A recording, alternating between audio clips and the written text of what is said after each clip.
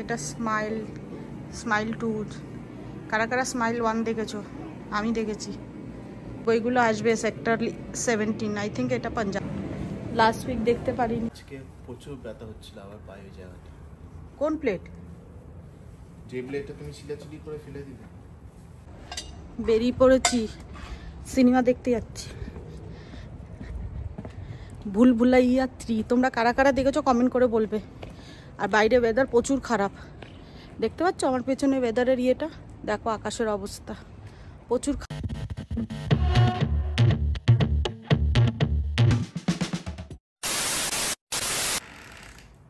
এত দেরি হলো জিম থেকে? কোন সকাল 8:30টায় গেছিস? জুতো নিয়ে ঢোক,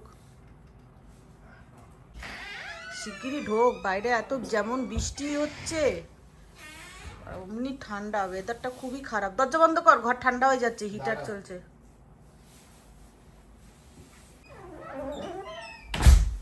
ওখানে রেখে দে এক সাইডে।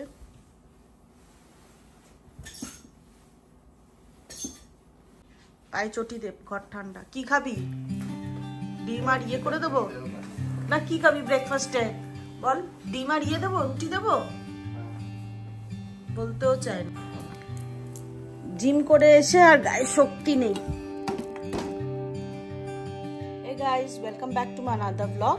তো অসম চৈতালির সব সময় না আমার না পুরনো, যখন আমি ইন্ট্রো দিই না, আমার পুরনো যে চ্যানেলের নামটা, মানে এই চ্যানেলই, মানে পুরনো যে নামটা আছে অসম ব্লগার চৈতালি, তো ওইটার মধ্যে ওই নামটাই আমার সবসময় চলে আসে। তো চলো আবার নতুন করে ইন্ট্রো দিই আমি। Hey guys, welcome back to my another blog. Life of চৈতালির ব্লগিংয়ে তোমাদের সবাইকে ওয়েলকাম করছি। একটা নতুন ভিডিও নিয়ে এসেছি। এই ভিডিওতে অনেক কিছু আছে, তো তোমরা দেখতে থাকো।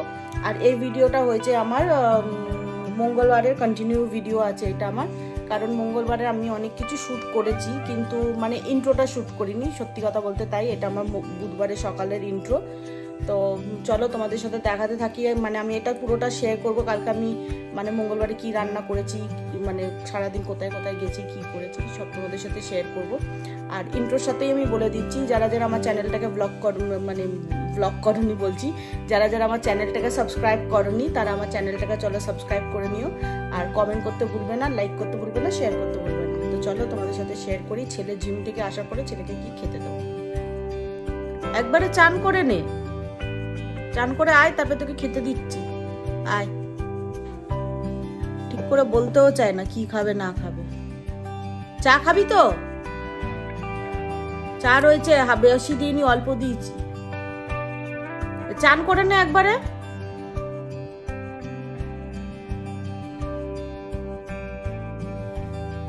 ছেলে জিম থেকে চলে এসছে, ওকে কি দেবো তাই রুটি টোস্ট করে দিই। রুটি টোস্ট করবো আর ডিম ঘুটে দেবো। 3 পিস রুটি টোস্ট করে দিই। লোকে এটার মধ্যে বেক করে, আমি এটার মধ্যে থালা বাসন রাখি। আমার মতন কারা কারা আছে তারা আমাকে কমেন্ট করে বলো। সে আবার অল্প তেলের ডিম ভাজা খাবে, তো অল্প করে একটু তেল দিলাম, ওকে 2টো ডিম ঘুটে দিই। তো 2টো ডিম ঘুটে দিই ওকে।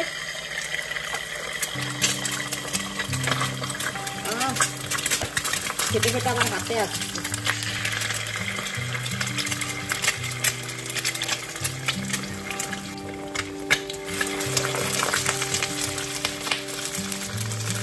চিটে চিটে আসছে, ডিম ঘুটে দিই, তার সাথে ডিম দিয়ে অল্প নুন। কত নুন পড়ে গেল, কতটা বেশি নুন পড়ে গেল। নুনটা আবার এর জন্য আবার কতটা উঠিয়ে ফেলে দিলাম। আর এর সাথে দিয়ে দেবে একটু গোলমরিচের গুঁড়ো। বেশ অনেকটা নুন পড়ে গেছিল কথা বলতে বলতে। ঘুটে দিই।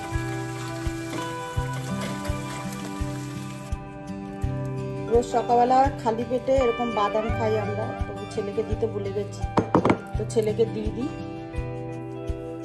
ছেলের ব্রেকফাস্টের এর মধ্যেই দিয়ে দিলাম। ও আগে এটা খাবে, তারপরে ব্রেকফাস্ট করবে। তোমাদের সবসময় মানে আমি সবসময় বলেছি যে এই কিউইটা খেতে খুব ভালো, যারা এখানেও থাকো ক্যানাডাতে বা বিদেশে যে কোনো জায়গায় এই ইয়েলো কিউইটা খাবে, এটা খুব মিষ্টি হয়। মানে আমরা যেটা সবুজ কিউইটা খাই ওইটা একটুখানি ইয়ে হয়, টক হয়, এটা একটু পেকে গেলে খুব মিষ্টি হয়, খেতে ভালো লাগে। সেজন্য কালকে আমার বর গেছিল চীনা মার্কেটে গিয়ে প্রচুর বাজার নিয়ে এসছে। সে বাজার নিয়ে এসছে, পমপ্লেট মাছ নিয়ে এসছে, তারপরে কি নিয়ে এসছে, পমপ্লেট মাছ এনেছে, মাছের মাথা এনেছে, অনেকদিন মাছের মাথা দিয়ে ডাল খাইনি, মাছের মাথা এনেছে, মাছের মাথা দিয়ে ডাল খাবো বলে। তারপরে এনেছে আরেকটা কি মাছ এনেছে, চিংড়ি মাছও নিয়ে এসছে, বললো আর কোনো ভালো মাছ পাইনি, তো এগুলো নিয়ে এসছে, তার সাথে এটাও নিয়ে এসছে। কারণ এখন ছেলে জিম করছে, ওর জন্য বেশি মাংস টাংস ঠিক না, তো ওকে মাংস কমই দিই আমি, এমনিতেও মানে এখন একটু মাংসটা কমই খাওয়া হয়, আর মাটন তো খাই না, খুব কম খাই, তো ওর জন্য বললো চলো ওর জন্য মাছ টাছগুলো নিয়ে আসি। এবার আরেকদিন যাবো বাংলাদেশি দোকানে, ওখান থেকে রুই মাছ, ইলিশ মাছ যেটা হয়, দেশি মাছগুলো বাংলাদেশি দোকানে পাওয়া যায়, এই আর কি।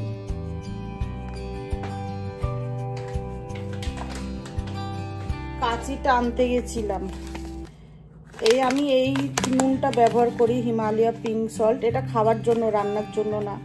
রান্নার জন্য আমি নুনটাই ব্যবহার করি, সেটা হচ্ছে টাটা সল্ট, আর এটা খাবার জন্য একটা সময় খেতে হয়, এই যে ডিম ভাজা টাজাতে দিতে হয়। এটা অনেকটা নুন পড়ে গেছিল, এটাও পিঙ্ক সল্টেরই আমাদের, ওটা না পেলে ওইটা নিই, পিঙ্ক সল্টটা এটা ঢেলে রাখি, এক জায়গা থাকলে না সুবিধা হয়।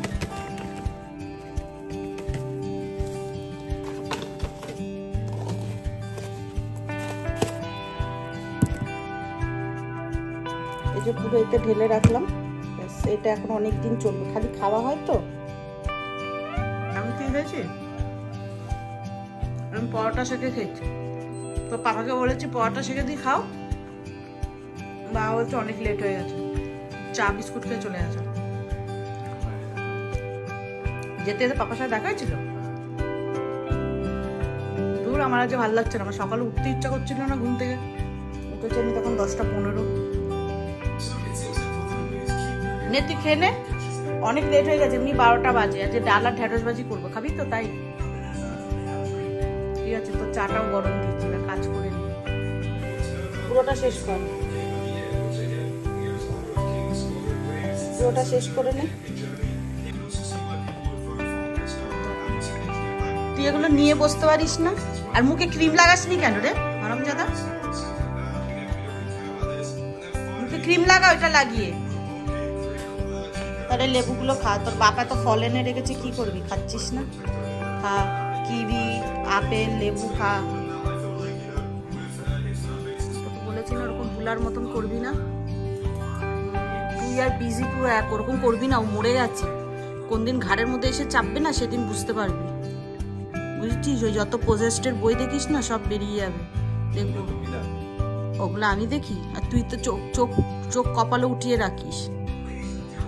তোর বাপ যেরকম ভয় পেয়ে যায় আমাকে রাতেবেলা দেখে,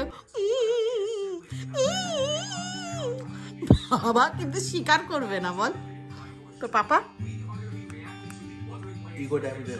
ইগোটা। আমার ছেলের ডেলিকার কাজ হয়েছে বিছনা গোছানো, তাই না বল? হ্যাঁ, বিছনাগুলো গুছিয়ে রাখ, সাবজেক্টগুলো চুজ করে নে তাতি জাতি, শুনছিস?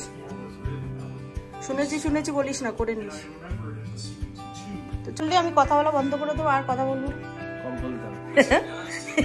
না, তুই বললি আমি আর কথা বলবো না, আমার কথা বলা বন্ধ করে দেবো। হ্যাঁ, কুড়ে কোথাকারে, বিছনা কুচি আসলি তো কম্বল নিয়ে আসতে পারলি না? করবি আর জিম করবি? ছেড়ে দে জিম, জিমও করবে, চুলকানিও উঠবে, আবার হাত পা ব্যথা নিয়ে বসেও থাকবে, বলবে কম্বল দাও। আর কথা আমি তো জানি 2 সেকেন্ডের গল্প এগুলো, কথা বলবো, আমি জানি এগুলো।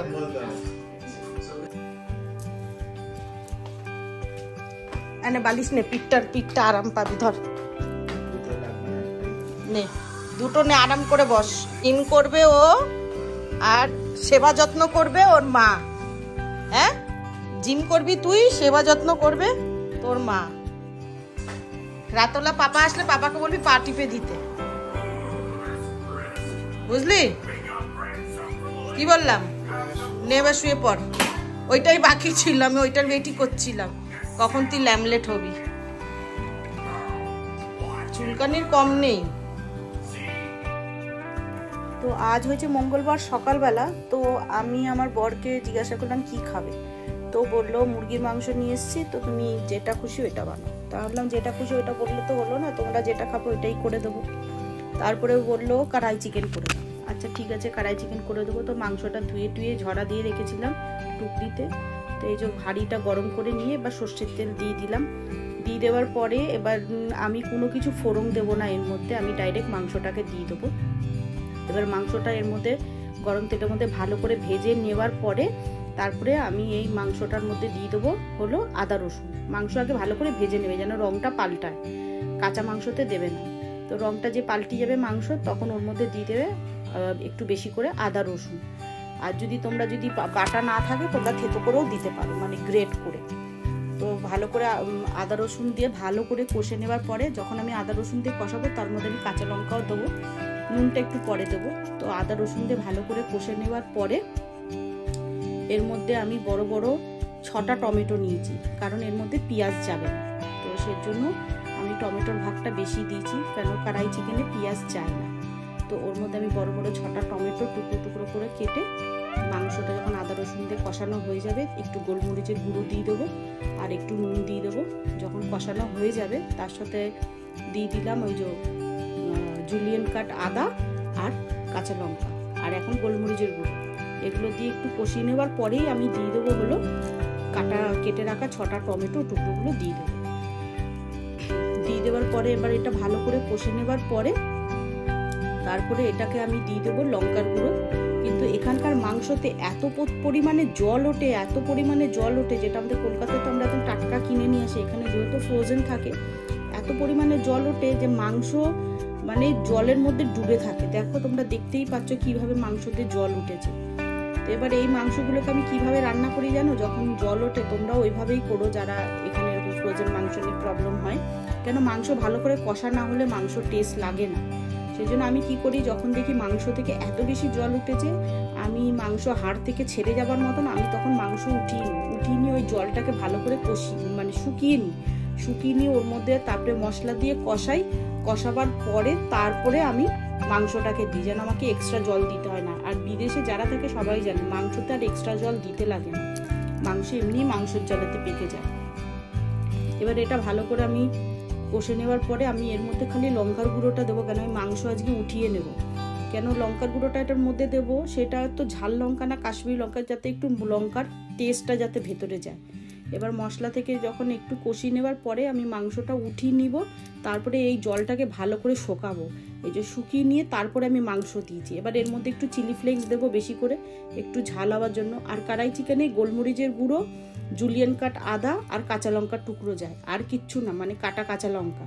এবার এর মধ্যে আমি বেসিক মশলা দিব, সেটা হয়েছে লঙ্কার গুঁড়ো আর জিরের গুঁড়ো, ধনের গুঁড়ো, আর কিছু না। আর মাংস দিয়ে এত জল উঠেছে দেখে আমি লাস্টে টক দই দিয়েছি। টক দই দেওয়ার পরে আরেকটু ভালো করে কষিয়ে নেওয়ার পরে আমি একটু পাতিলেবুর রস দিয়েছি। পাতিলেবুর রস দেওয়ার পরে ভালো করে এটা কষে নিয়েছি। কষে নেওয়ার পরে এই যে কেটে রাখা ছোট ছোট আদার টুকরো আর কাঁচা লঙ্কা দিয়ে এটা ভালো করে কষবো। তারপরে নামাবার আগে দেবো একটু গোলমরিচের গুঁড়ো। গোলমরিচের গুঁড়োটা আরেকটু ভালো করে কষে নেওয়ার পরে তারপরে এর মধ্যে দেবো কেটে রাখা ধনে পাতা আর দেবো একটু গরম মশলা গুঁড়ো। ব্যাস এতটা গায়ে মাখা হবে, ব্যাস আমার রান্নাটা এখানেই শেষ হয়ে যাবে। মানে তোমরা যদি কখনো খেতে চাও তোমরা এভাবে বানিয়ে খেতে পারো। কড়াই চিকেন পুরো রেস্টুরেন্টের মতনই হয়। অনেকজন আছে যে দেয় মানে ক্যাপসিকাম এগুলো দেয়, আমি ওগুলো দিই না, আমি এইভাবেই করি। তো তোমাদের যদি আমার রেসিপিটা ভালো লেগে থাকে তো তোমরা এটা বানিয়ে খেতে পারো। আর আমার রান্নার আউটকামটা এরকম হয়েছে। আমরা আজকে ঘুরতে যাচ্ছি, আমাকে কেমন লাগছে? যাবি না? কম্পিউটার নিয়ে বসে আছিস, তাহলে চল ওঠ, তাড়াতাড়ি কর বাবু। তো বেরিয়ে পড়লাম সেজে গুজে, কোট ফোট পরে, কোট ফোট পরে বেরিয়ে গেলাম। তো চলো যাওয়া যাক, সিনেমা হলে গিয়ে তোমাদের সাথে কথা বলছি। চলো বেরিয়ে পড়ি। প্রচুর আকাশের অবস্থা খারাপ, এখানে নিম্নচাপ হয়েছে, স্টর্ম পাস হচ্ছে। চশমা কি হয়েছে? চশমা মুছে দাও পেছন থেকে একটু না। বাবা তোমাকে তো পুরো জাদুদার মতন দেখা যায় জ্যাকেটটা পরলে। চল সিনেমা হলে ঢোক, দরজাটা খোল।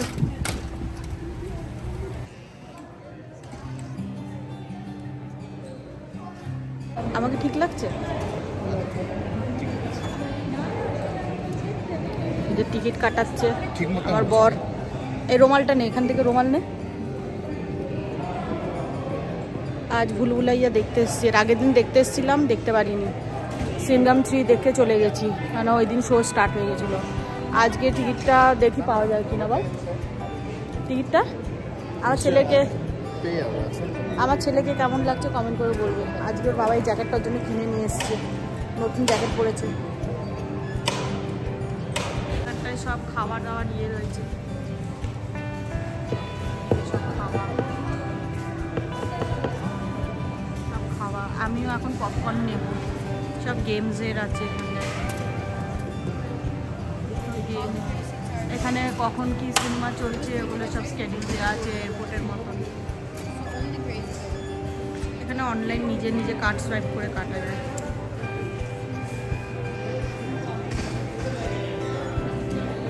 আজকে এই বইটা দেখবো, সিনকাম 3।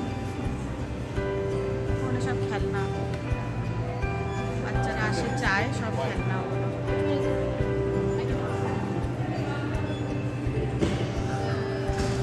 সব গেমস। উপরে আমার মনে হয় ফুড কোর্ট, আমি ঠিক জানি না।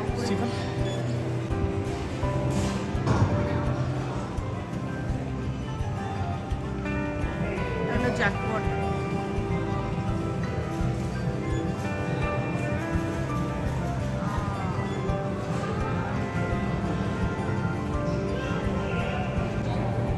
ও এখন টিকিট শো করাবি? টিকিট চেকিং হচ্ছে, টিকিট শো হচ্ছে। এখন পপকর্ন নেওয়া হবে। হ্যাঁ কটা দিয়ে শো? 6:20। রুম 18, 19, 20। অডিটোরিয়াম কত? 11। রুম এ না? হ্যাঁ চলো চল।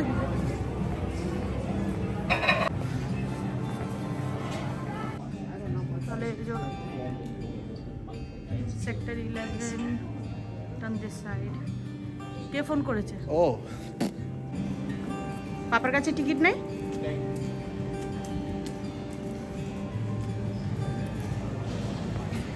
সিনেমা দেখতে এসে গন্ডগোল, কি হয়েছে বুঝতে পারছি না। A few moments later. এখানকার ওয়েদার কি বাজে, কি খারাপ। এখানে থেকে থেকে স্টর্ম পাস হয়। আকাশের অবস্থা কি খারাপ, রাতের বেলায় এই অবস্থা আকাশ। আমি সিনেমা দেখে বেরালাম, পেছনে আমার ছেলে আর বর ভেতরে রয়েছে।